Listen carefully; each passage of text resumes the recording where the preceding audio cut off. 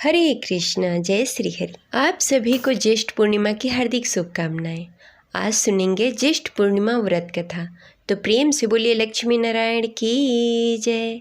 जय श्री हरि। हिंदू धर्म में पूर्णिमा तिथि का विशेष महत्व होता है और हर पूर्णिमा का अपना अलग अलग महत्व होता है। वैसे ही ज्येष्ठ मास की पूर्णिमा को ज्येष्ठ पूर्णिमा और वट पूर्णिमा के नाम से जाना जाता है।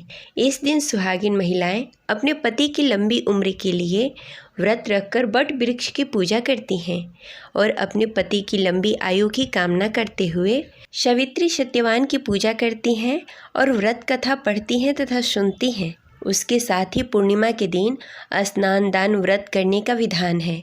इस दिन पूर्णिमा का व्रत रखकर चंद्रदेव को अर्घ्य दिया जाता है और भगवान विष्णु और माता लक्ष्मी की पूजा की जाती है।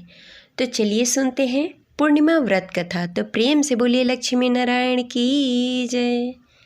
कथा शुरू करने से पहले इस वीडियो को लाइक करके कमेंट बॉक्स में लक्ष्मी नारायण की जय अवश्य लिखें।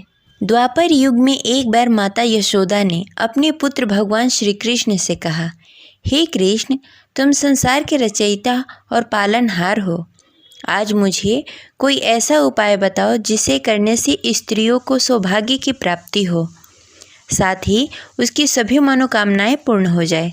तब भगवान श्री कृष्ण ने कहा, हे माता, तुमने अति सुंदर प्रश्न किया है। मैं तुमसे ऐसे ही व्रत को सविस्तार कहता हूँ, ध्यान पूर्वक सुनो। सौभाग्य की प्राप्ति के लिए स्त्रियों को 32 पूर्णमासी का व्रत करना चाहिए।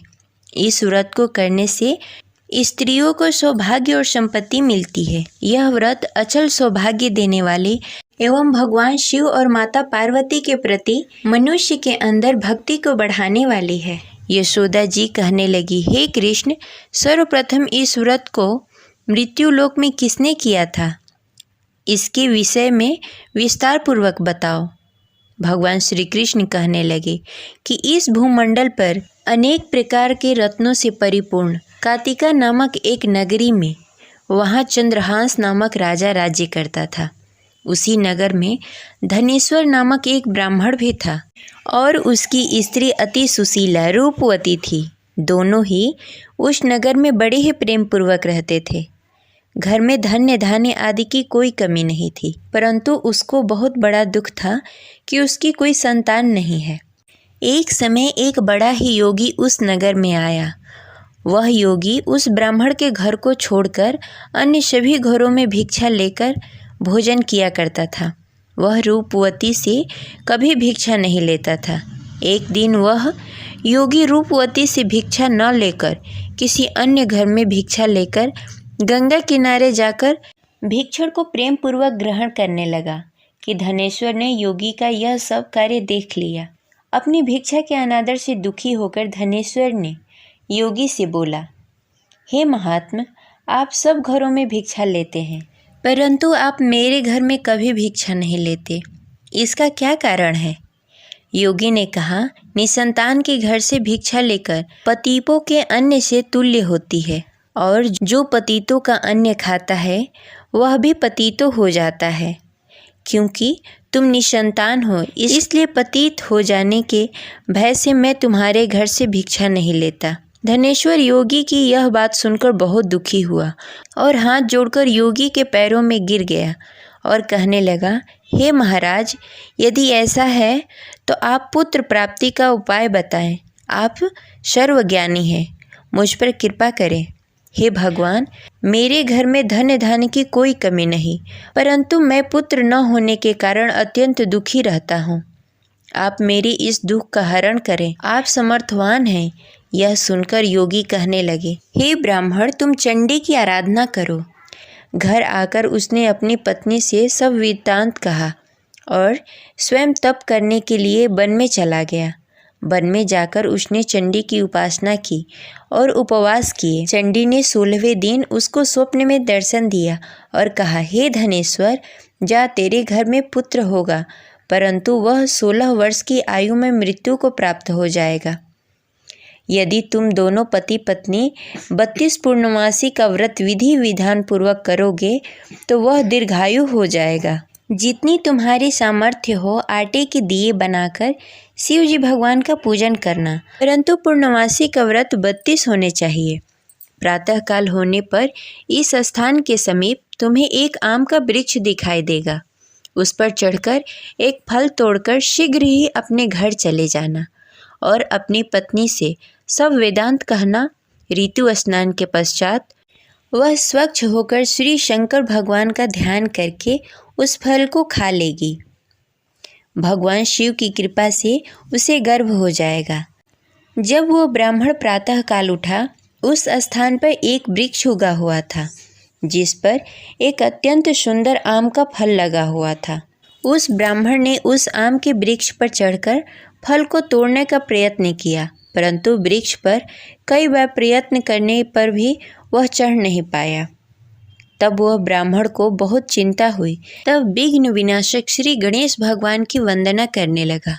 हे दयानिधि, अपने भक्तों को विघ्नों का नाश करके उसके मंगल कार्य को करने वाले, दुखों का नाश करने वाले, रिद्धि सिद्धि प्रदान करने वाले, आप मुझ पर कृपा करके इतना बल दें कि मैं अपने मनोरथ को पूरा कर सकूं।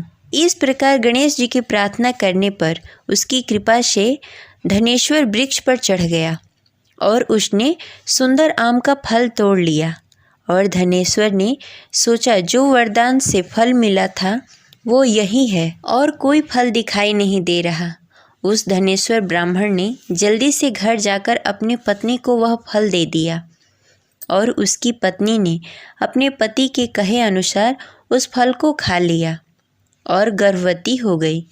देवी जी की असीम कृपा से उसे एक अत्यंत सुंदर पुत्र प्राप्त हुआ, जिसका नाम उन्होंने देवीदास रखा। माता पिता के हर्ष और शोक के साथ वह बालक शुक्ल पक्ष की चंद्रमा की भांति अपने पिता के घर में बड़ा होने लगा। वह बालक अति सुंदर, विद्वान और बहुत ही पढ़ने में निपुण हो गया।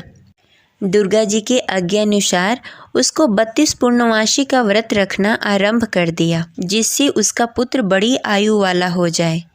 16वां साल लगते ही देवीदास के माता पिता को बड़ी ही चिंता हो गई कि उसके पुत्र की इस वर्ष मृत्यु न हो जाए। इसलिए उन्होंने अपने मन में विचार किया कि यदि यह दुर्घटना उसके सामने हो गई तो वो कैसे सहन कर पाएंगे।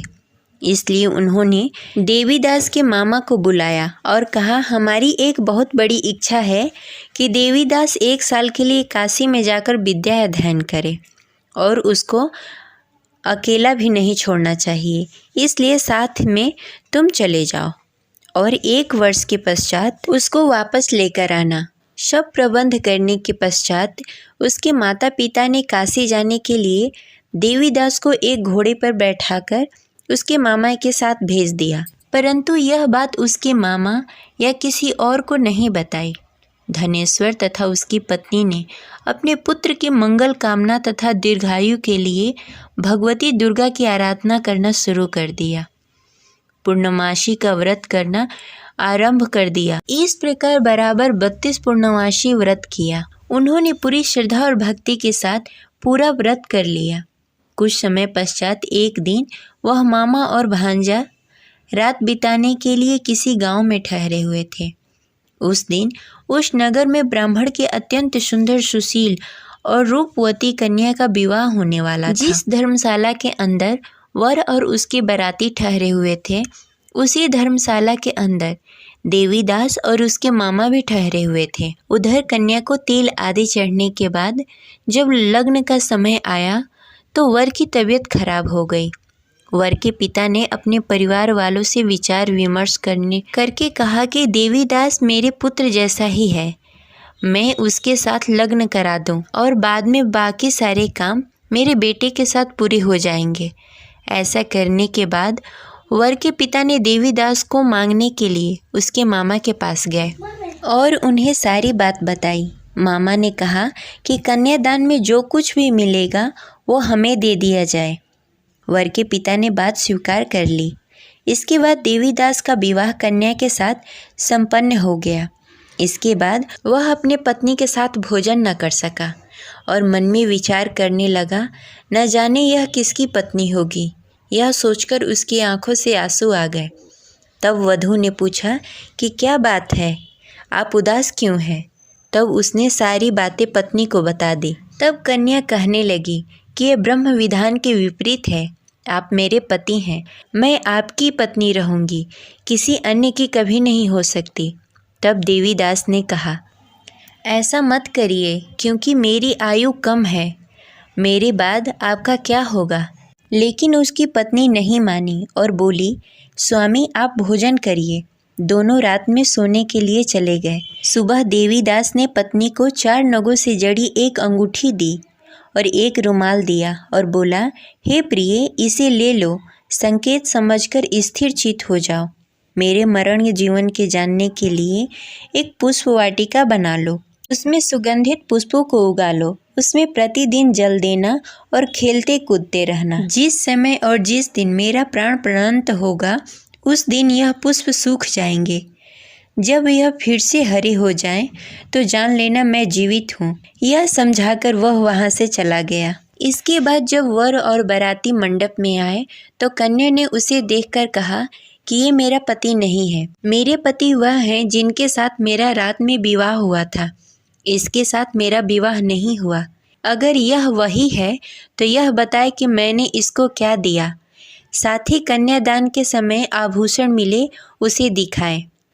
कन्या की ये बातें सुनकर वह कहने लगा कि मैं यह सब नहीं जानता। इसके बाद सारी बारात भी अपमानित होकर लौट गई। भगवान श्री कृष्ण बोले, हे माता, इस प्रकार देवीदास काशी चला गया।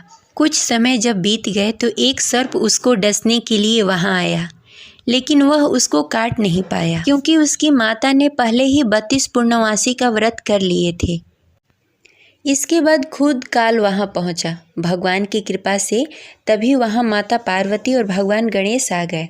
देवीदास की मूर्छित दशा को देखकर माता पार्वती ने भगवान शिव से प्रार्थना की कि हे महाराज, इस बालक की माता ने पहले ही 32 पूर्णमासी का व्रत कर लिया है, आप इसको प्राण दान दें। भगवान शिव ने माता पार्वती के कहे अनुसार उसको प्राण दान दे दिया। उधर उसकी पत्नी उसके काल की प्रतीक्षा कर रही थी। उसकी पत्नी ने जाकर देखा कि पुष्प और पत्र दोनों ही नहीं हैं, तो उसको बहुत ही आश्चर्य हुआ। और जब उसने देखा कि पुष्प वाटिका फिर से हरी भरी हो गई, तो वह समझ गई कि उसका पति जिंदा हो गया है। इसके बाद वह बहुत ही प्रसन्न होकर अपने पिता से कहने लगी कि मेरे पति जीवित हैं, उनको ढूंढिए। जब 16वां वर्ष व्यतीत हो गया, तब देवीदास अपने मामा के साथ काशी से चल दिया। इधर उसके पत्नी के परिवार वाले उसे ढूंढने के लिए जा रहे थे कि उन्होंने देखा कि देवीदास और उसका मामा उधर ही आ रहे थे।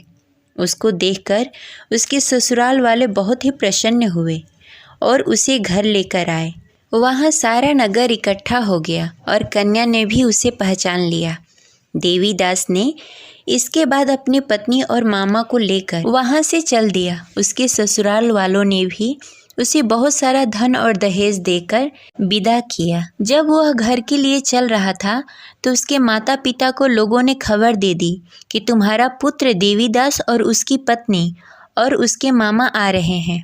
ऐसा समाचार सुनकर पहले तो उन्हें विश्वास नहीं हुआ, लेकिन जब देवीदास आकर अपने माता पिता का पैर छुआ, तो देवीदास के माता पिता ने उसका माथा चूम लिया और दोनों को अपने सीने से लगा लिया। दोनों की आने की खुशी में धनेश्वर ने बहुत सारा धन ब्राह्मणों को दान में दिया और हंसी खुशी रहने लगे। भगवान श्री कृष्ण कहने लगे कि इस तरह धनेश्वर ने 32 पूर्णिमा का व्रत रखकर पुत्र प्राप्त किए। जो भी स्त्री इस व्रत को करती है, वह जन्म जन्मांतर तक वैध का दुख नहीं भोगती और सदैव सौभाग्यवती रहती है। यह मेरा वचन है। यह व्रत संतान देने वाला और सभी मनोकामनाएं पूर्ण करने वाला है। ये रही आज की कथा। आशा करते हैं आपको अच्छी लगी होगी। तो इस वीडियो को लाइक करें और ज़्यादा से ज़्यादा लोगों को शेयर करें। अगर आप हमारे चैनल पर नए हैं तो इसे सब्सक्राइब करके बेल आइकन को प्रेस कर लें। मिलते हैं अगले वीडियो में। तब तक के लिए हरे कृष्ण, राधे राधे।